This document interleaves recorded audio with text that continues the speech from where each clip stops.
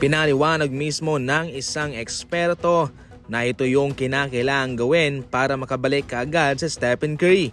Kinakailangan daw na i-break ang mga namuong scar tissue sa kanyang hamstring at ito yung gagawin mga idol. Mayroon pang tsansa na makabalik sa Stephen Curry. Actually sa Game 5 ay hindi pa siya niro-rolled out. Maraming mga eksperto ang Golden State Warriors patungkol dyan. Panigurado naman na lahat na ay kanilang ginagawa para lang makabalik itong si Stephen Curry.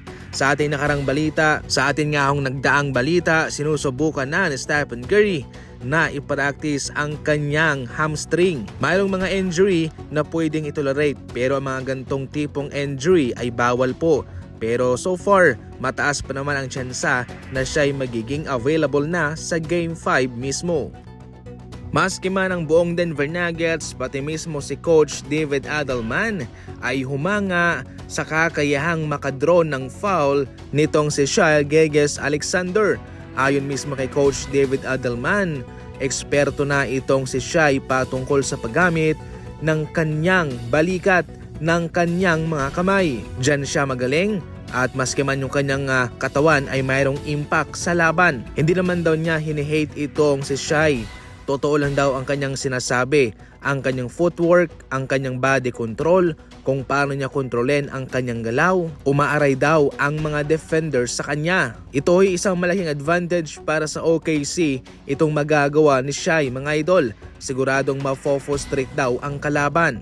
Sa huli, sinabi niya na itong magagawa ni Shai sa pangkabuuan ay isang masterclass na siya lang ang makakagawa.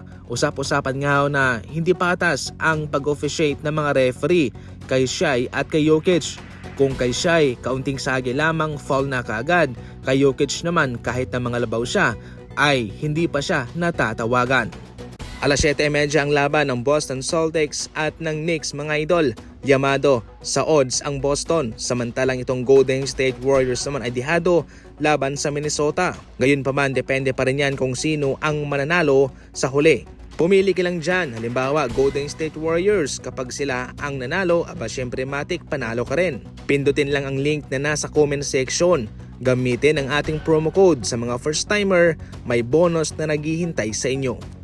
Sa ating huling balita naman, marami ang tumatawa noon sa Indiana Pacers dahil parang naging madali lamang ang kanilang laban sa first round kontra Milwaukee Bucks dahil si Giannis lang ang gumagawa ng malaking kontribusyon. Si Dame mayroong injury at si Kuzma naman ay nag-i-struggle big time. Pero ngayon laban sa Cleveland Cavaliers, kanilang pinatunayan ang kanilang totoong kagalingan. Marami ang nagsasabi na sa kanilang conference, lahat sila raw ay dadaan sa Boston Celtics, ang pinakamalakas na team sa kanilang grupo sa regular season, kasama ang Cavaliers. Pero sa ngayon ay iba nga ho ang nangyayari.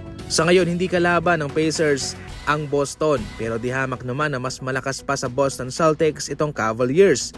Pero ano ang kanilang ginawa? Ito ay kanilang binaon sa 3-1. Kompleto rekados ang kanilang kupunan. Si Tyrese Haliburton ang maestro.